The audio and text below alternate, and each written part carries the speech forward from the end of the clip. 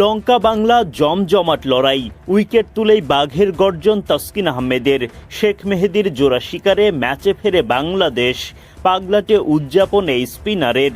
Wicket শিকারের মিশনে যোগ দেন দ্য ফিজ। সানাকা আর আসালাঙ্কার দাপুটে ব্যাটিংয়ে বাড়তে থাকে লঙ্কানদের পুঁজি। চাপ বাড়ে বাংলাদেশের ওপর। শনিবার এশিয়া কাপের সুপার ফোরে নিজেদের প্রথম ম্যাচে বাংলাদেশ মুখোমুখি হয় শ্রীলঙ্কার। টস জিতে আগে বোলিংয়ের সিদ্ধান্ত নেন টাইগার অধিনায়ক লিটন দাস, কিন্তু ব্যাটিংয়ে নেমে উড়ন্ত সূচনা পায় লঙ্কানরা। তখন টাইগারদের পক্ষে আঘাত হানেন তাসকিন আহমেদ। তাসকিনকে উড়িয়ে মারতে গিয়ে সাইফ হাসানের হাতে ধরা পড়েন প্রথম নিশাঙ্কা। পাগলাটে উদযাপন শুরু তাসকিনের।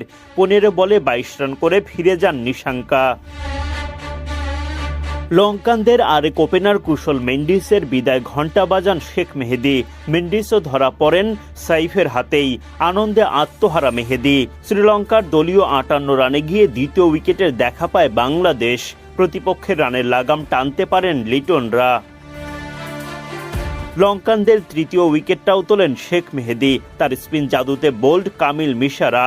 11 বল খেলে মাত্র 5 রান করে ফিরে যান এই লঙ্কান ব্যাটার। 65 রানে শ্রীলঙ্কার 3 উইকেট তুলে চাপ বাড়ায় বাংলাদেশ। কুশল পেরেরা ও দাসুন সানাকা জুটি গড়ে প্রতিরোধ গড়ার চেষ্টা করেন। পেরেরাকে ফিরিয়ে সেই জুটি ভাঙেন মুস্তাফিজুর রহমান।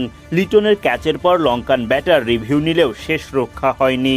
16 রান করে মাঠ ছাড়েন পেরেরা। 97 রানে চতুর্থ উইকেটের পতন ঘটে শ্রীলঙ্কার।